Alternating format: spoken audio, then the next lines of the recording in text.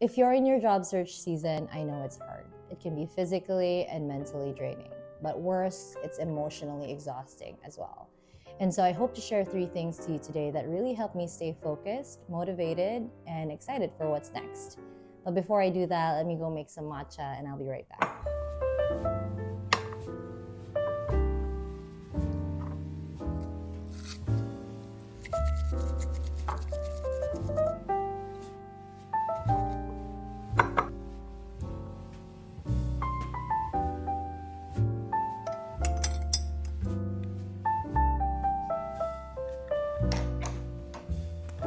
Okay. Hi everyone, my name is Jean Marie, and if you've seen my first video, I was talking about how I left the corporate world back in April. And so you might be wondering, why am I talking about job searching today?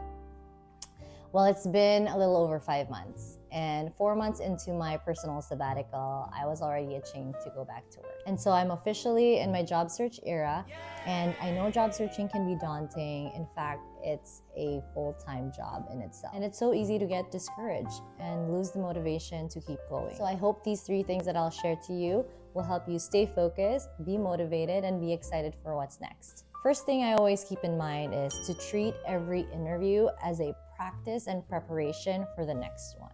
Having this mindset keeps you motivated and encouraged because you're not wasting your time. Whatever the outcome may be, whether or not you get the job, you get into that interview with a purpose, knowing that if I don't get the job, it's okay. I still got an opportunity to polish my skills, because in this world, this doesn't apply to a lot of other industries, but at least in the corporate world, no matter how good your resume is, no matter how much credentials you have, if you don't know how to interview, interviewing is a skill. If you don't know how to interview, you're not gonna get the job. And so each interview you have, take it as an opportunity to practice, polish, get better at it, right? Especially if you haven't interviewed for a while. You know, it gets rusty. That skill gets rusty. And so it takes a lot of warming up. So first few interviews might be a flop, but it's okay. It helped you warm up for the next one. Second thing I always want to keep in mind is those closed doors, a lot of times, without us knowing it, is God's way to protect us. You don't know what's going on the other side of the fence. You're excited for something you really don't have an idea about. I have a very concrete example for this. Many years ago, I interviewed for LinkedIn. Their HR actually reached out to me, and I was so excited because it's LinkedIn. I'd love to be a part of that company, right? It was a role perfect for me. And so I went on the interview, went on the next interview, and went round after round after round until I finally made it to the final round.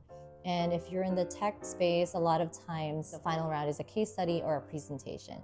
So they typically give you instructions on what to present, what they want to see. Long story short, I came in very prepared. They gave me all positive feedback. You know, they've never seen a deck this good and things like that. So I was very hopeful, but I didn't get the job. Was I frustrated?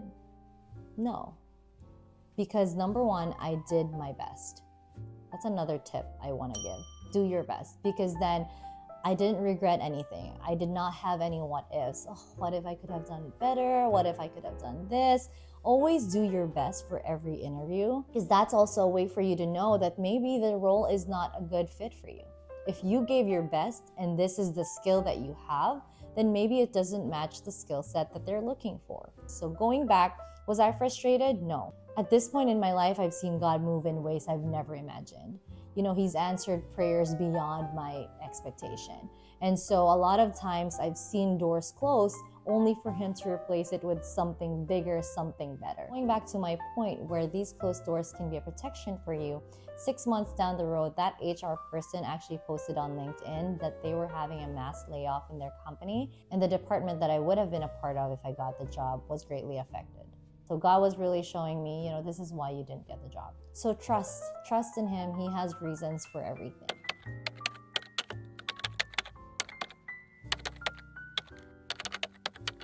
And so I wasn't frustrated. In fact, I got excited. That takes me to my next point. Be excited. Be excited for what's to come, because If you've seen God move in your life and He's closed doors on you only to replace it with something better and bigger beyond your imagination, there's no reason for you not to be excited on this waiting season. And if you're not excited, it's gonna show in your interview. If I'm interviewing someone for a role in my company, I wanna see someone who's really pumped up and excited to be on this next chapter. I really hope those 3 things help. Number 1, treat every interview like a practice and preparation for the next, and do your best while you're at it. Number 2, every closed door has a reason. It could be a protection for you. You don't know what's happening on the other side, or God has something better and bigger for you. Number 3, be excited. Always pump yourself up for what's next, because why not? You know the next season is going to be exciting, and it's just a matter of time. If you found this helpful and encouraging, please do like and subscribe, and maybe share this to your friends who might need a little boost in this season of waiting. Thank you so much, and I'll see you on the next one.